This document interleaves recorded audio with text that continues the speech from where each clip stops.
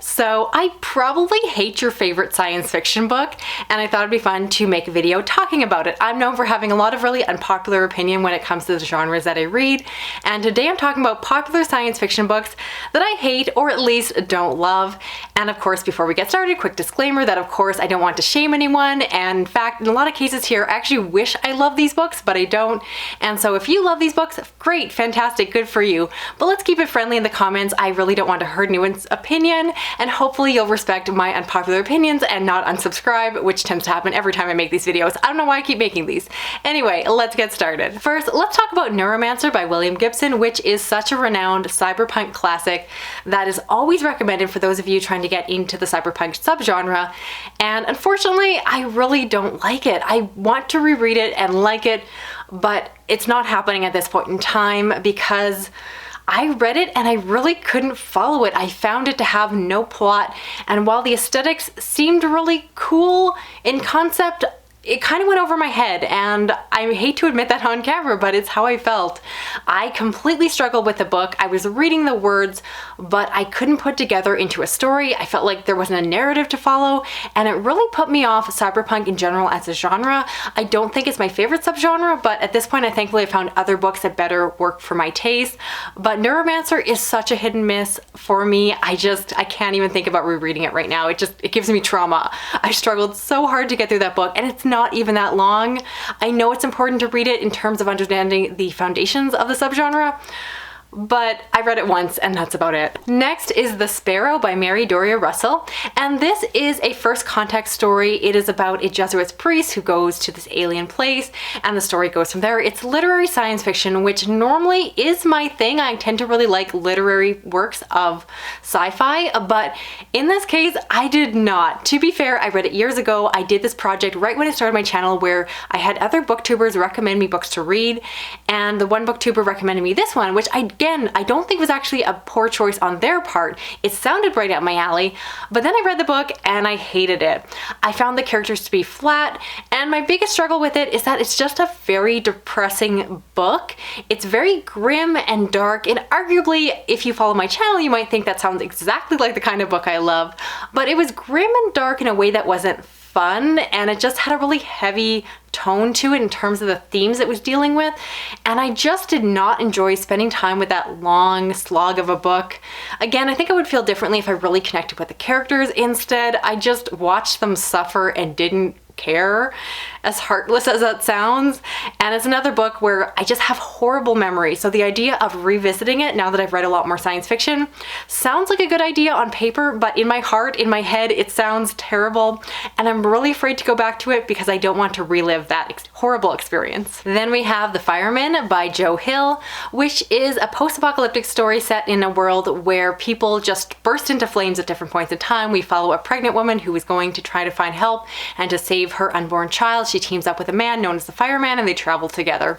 This is one I didn't completely hate, but it is an awfully long book for the fact that it is a post-apocalyptic travel story, which is one of my least favorite forms of science fiction. And it's just the fact that I find traveling as a story very boring. You would think that I would like it because it supposedly has narrative drive because people are moving along, but somehow the movement feels incredibly static. And again, the book is just so incredibly long. I did it on audio, and that was my first time where I experimented with speeding up an audiobook because I just wanted to get through it faster. Looking back now, I should have DNF'd the book, because now if I have the tendency to want to speed up a book just to get it over with, I DNF it. I put it down. I do speed up books if I find the narrator to be too slow, but if you're speeding it up just to get to the end, you're probably not really going to enjoy the journey, and that's exactly what happened. I just felt like the book went on and on and on. I even like the narrator, who's Kate Mulgrew, but as a book, I found it so boring. And this pains me to say because many times before I've called Joe Hill one of my favorite dark fiction authors, and this book really makes me question how I feel about that. I don't know if he can be a favorite author when I dislike this book oh so much, so we'll get back on that one. Next is probably a controversial one, and that is Redshirts by John Scalzi. I really enjoy a lot of John Scalzi's books, but not this one. This is a really cool idea in concept. Basically, it is a satire of the original Star Trek TV show where you have a bunch of ensigns who notice that every time they go on away missions, the Redshirts, the young people on the ship who aren't the main actors, seem to die and disappear. And so it's a very meta book where the characters become aware of their own destinies and start to try to figure out what's happening.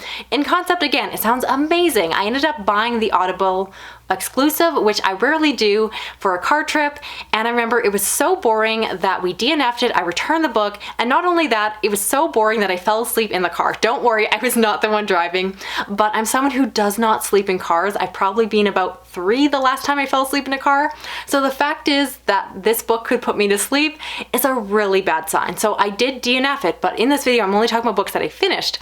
So I should mention that I then, years later, went back to the book as a physical copy thinking, oh, it must just be the narration. Maybe I just didn't love Will Wheaton's performance in this one. I must love this book. I'm such a Trekkie. I have to love this. So I read and finished the whole book, and as you can guess, it's still in this video. I hated it. So it pains me to say, I do struggle with like funny science fiction and funny books in general. And so I think that the satire, the humor just really fell flat for me. I didn't really enjoy it.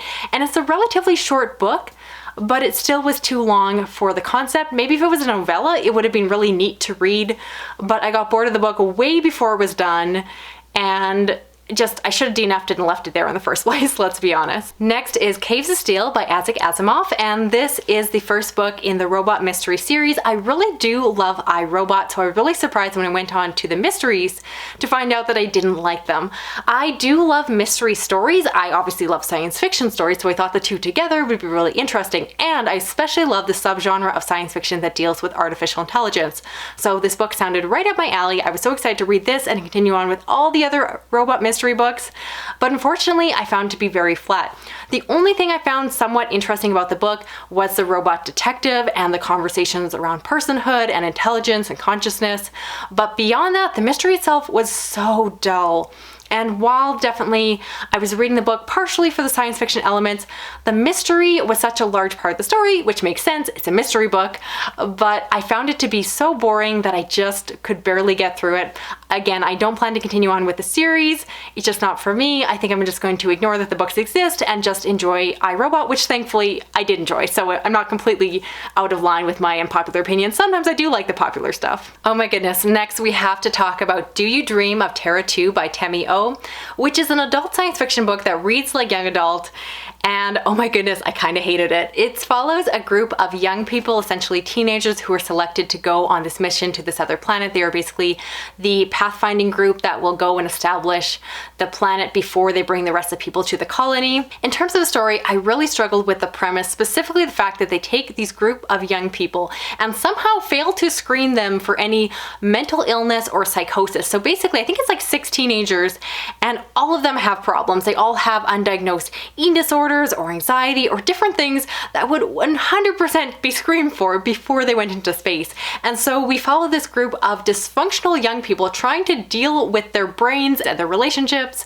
in the middle of space, and it really reads like a teen drama because of that, which is just not why I pick up science fiction. I don't read a lot of YA science fiction, and the ones I do are the ones that don't really focus on those aspects.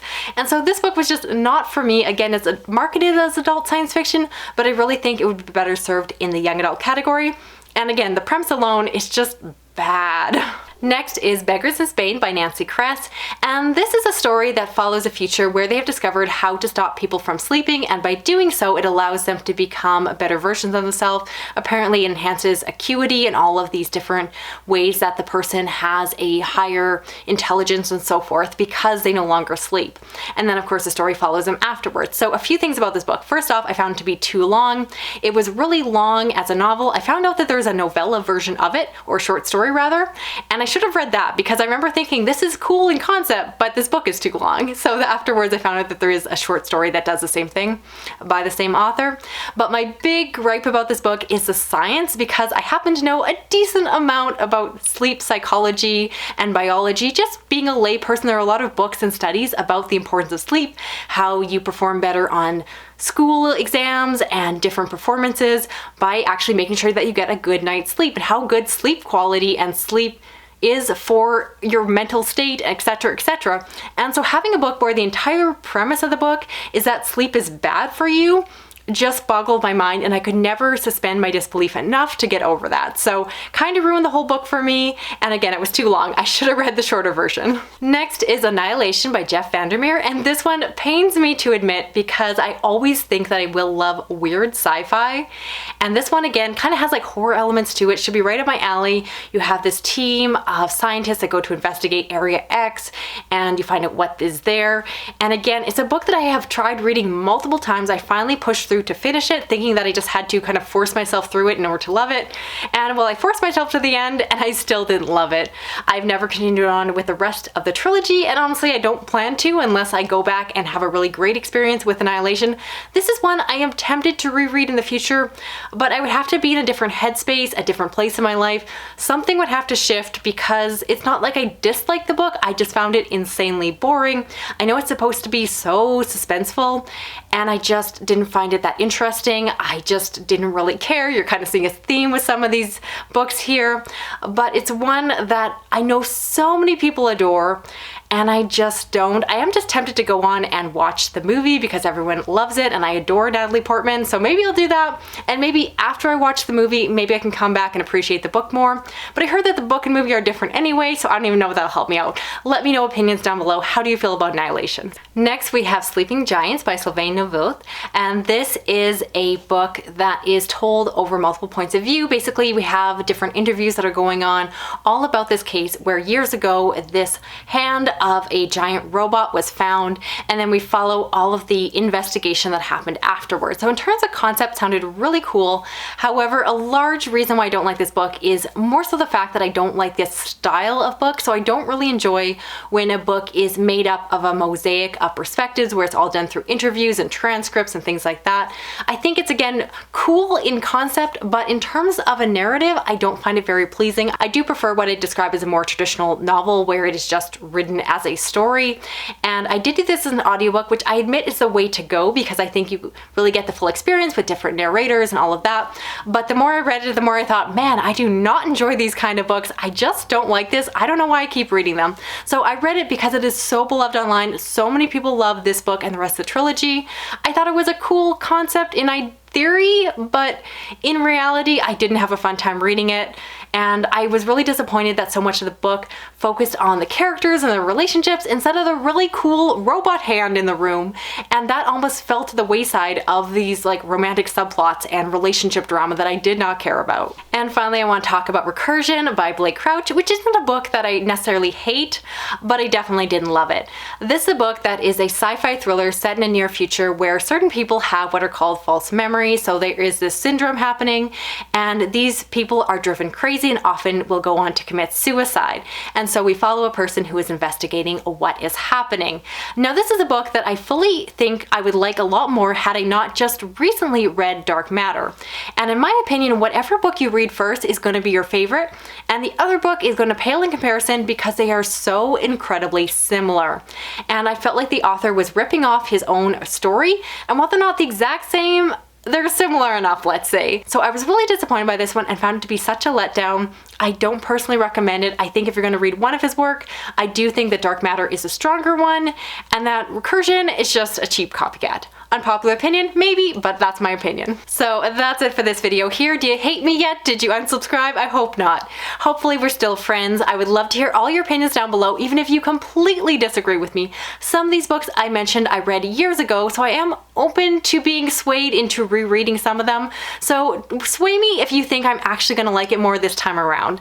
If you have your own unpopular sci-fi opinions, I'd love to hear them in the comments as well. If you're new to my channel and for some reason want to subscribe based off of my unpopular opinions, I do read a lot of science fiction as well as fantasy, horror, and thrillers. And if you want to give me a help with this video, you can give me a thumbs up, drop a comment, even if just an emoji like a spaceship. And if you want to hit that little notification bell, you'll never miss a video from me. Thanks so much for watching. I'll talk to you again later. Okay, bye-bye.